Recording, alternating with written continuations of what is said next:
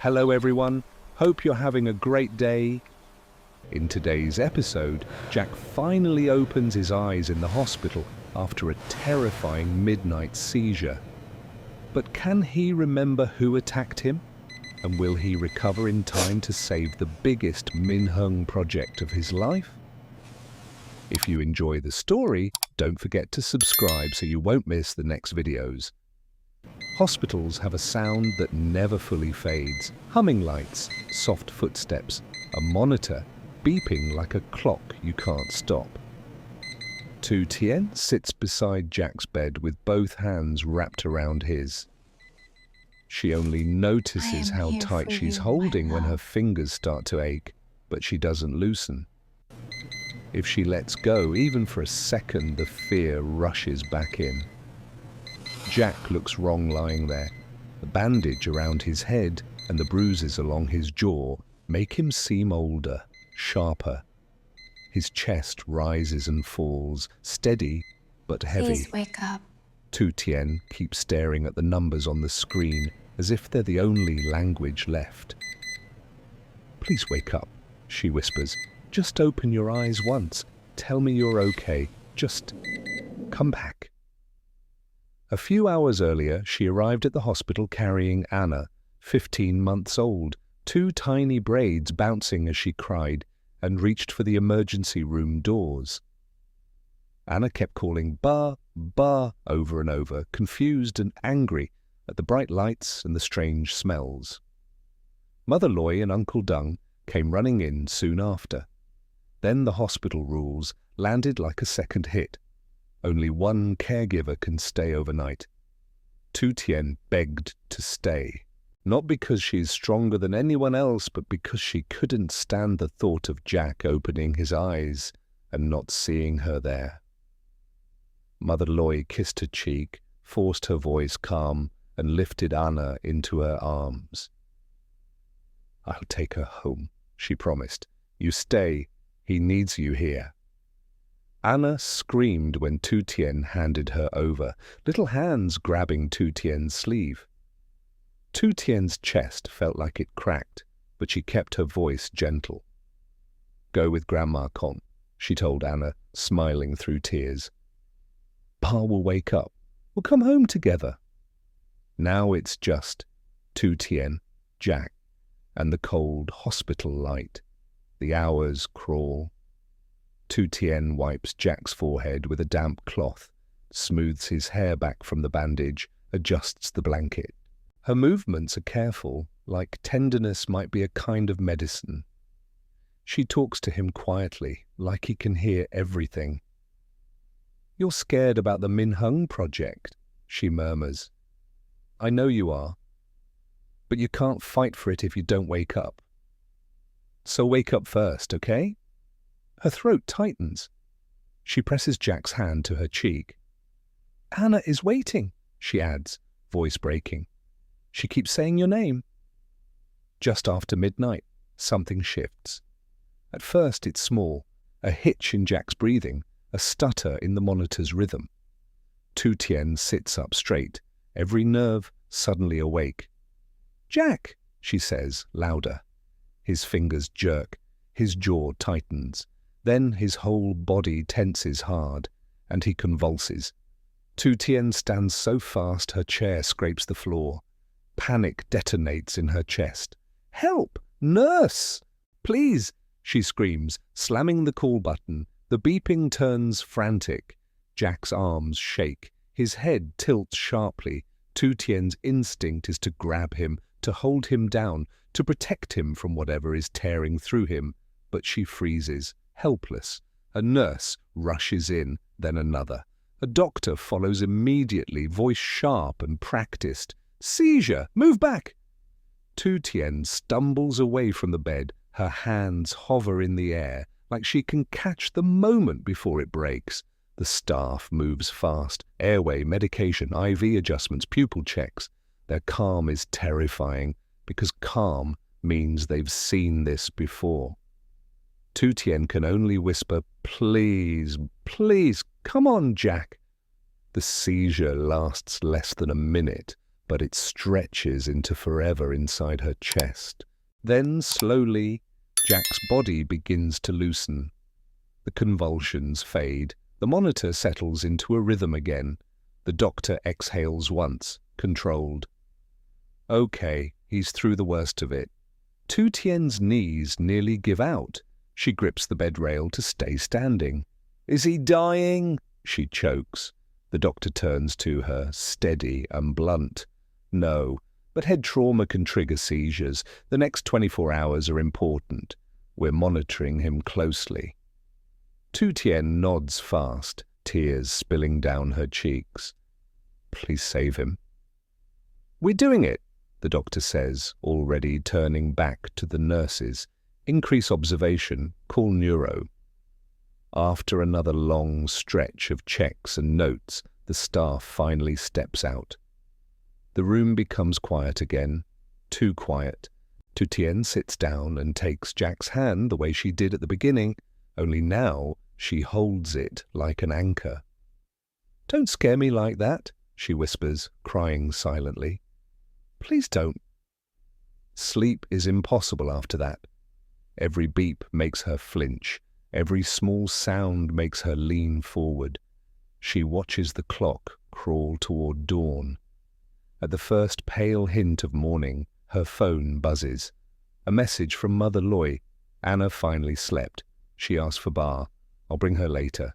You eat something, okay? Tu Tien stares until her eyes blur, then types back. He had a seizure. They stabilized him. He's still unconscious. Please keep Anna with you a little longer. I don't want her to see him like this yet. She sets the phone down and presses Jack's hand to her lips. I'm still here, she whispers. Do you hear me? I'm right here. A knock comes at the door. 2 police officers step in, including Officer Tu. Her expression is serious, respectful. Mrs. Tu Tien, Officer Tu says quietly. We're investigating the assault. The farmer gave a statement. We're checking camera footage along the field roads. If your husband wakes up and remembers anything, voices, motorbikes, details, contact us immediately. Tu Tien swallows hard. Was it random? Officer Thu's eyes narrow slightly. We don't think so. A name flashes through Tu Tien's mind like a warning she doesn't want to speak. Tuan. She keeps it behind her teeth. Officer Tu continues, firm but gentle. For your safety, don't travel alone at night. Stay with family. Keep your phone on. When they leave, the room feels smaller than ever. Tu Tien looks at Jack's bruised face, then at his hand in hers. Wake up, she whispers. Wake up and stay with us. We can fight the project, the police, everything. Just don't make me do it without you. Morning creeps into the ward in pale stripes. Tu Tien is still in the same chair, still holding Jack's hand, eyes gritty from a night with almost no sleep. The monitor keeps a steady rhythm, and she clings to that sound like a rope. A nurse checks the IV and the numbers. Tu Tien sits up fast. Any change? Stable, the nurse says. That's what we want after the seizure. He's still unconscious, but his vitals are steady. Stable. Tu Tien nods, then leans close to Jack's ear. You heard her. Keep winning. Please. Late morning, Mother Ly and Uncle Dung arrive with Anna. The little girl is 15 months old, bundled in a jacket, 2 small braids tied on both sides. She reaches for Tu Tien with a relieved squeal. Then her eyes lock on Jack's bed. Ba, Anna whispers, suddenly quiet. Ba is sleeping, Tu Tien says gently. He got hurt, but he's here. Anna toddles closer with Grandma's help and taps Jack's fingers with one careful hand. She waits. Jack doesn't move. Anna's face crumples and she lets out a thin, confused cry. Tu Tien's throat burns. She kisses Anna's forehead. Grandma will take you outside a little, okay? Mummy has to stay with Ba. The hospital rule is strict. Only one caregiver overnight. Mother Ly takes Anna into the hallway, rocking her while she keeps asking for bar.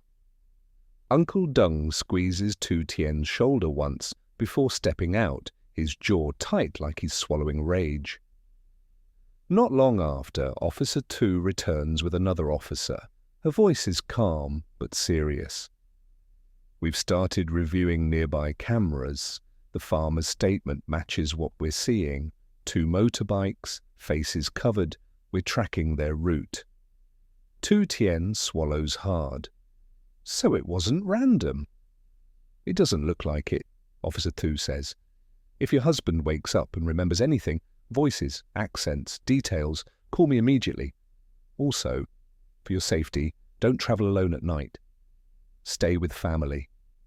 Tu Tien nods, but a name pounds inside her head. Tuan. She doesn't say it yet. Saying it would make it real in a way she's not ready for. Afternoon drifts into evening. Tu Tien eats a few spoonfuls of porridge only because Mother Ly insists from the hallway. Every time the door opens, Tu Tien's heart jumps. Every time it closes, she feels the room shrink again. She talks to Jack in a low voice. You promised we'd get through winter. You promised we'd build something big. Min Hung can wait, but Anna can't. I can't. Her own body tries to distract her, an itch crawling up her arm, a light buzzing behind her eyes, but she forces it down. Not now. She refuses to fall apart when he's still fighting. Close to midnight, she catches herself staring at Jack's bruised cheek and whispering the same prayer again and again. Wake up, wake up, wake up. The ward quiets. The beeping becomes the only conversation. Then, sometime before dawn, Jack's fingers twitch. Tu Tien freezes. This isn't the hard, frightening movement from earlier. It's small, human. Jack, she whispers, leaning forward. His eyelids flutter once, twice. His eyes open halfway, unfocused, like he's surfacing from deep water. Tu Tien's breath catches so hard it hurts. It's me, she says quickly. Tu Tien, I'm here. His gaze drifts heavy, then lands on her face. Confusion flickers, then recognition. Tu, he rasps. Hearing her name cracks her open. Tears spill instantly. Yes, I'm here. Jack swallows. Anna, he whispers. She's safe, Tu Tien says, choking on relief. She came today. She touched your hand. She's with Grandma now. Jack's eyes soften.